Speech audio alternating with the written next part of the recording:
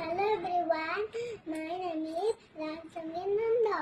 Today I am going to speak about Guru Purnima. This festival is dedicated to our Guru. Guru Purnima is celebrated by Jainas and Buddhists. Festival is celebrated in the month of June, July. On this day, Lord Shiva taught yoga. It is also celebrated as the day of Maharshi Vedvasa. Guru showed us the right path in the of life. We should always respect to our Guru. Guru was regarded next to God.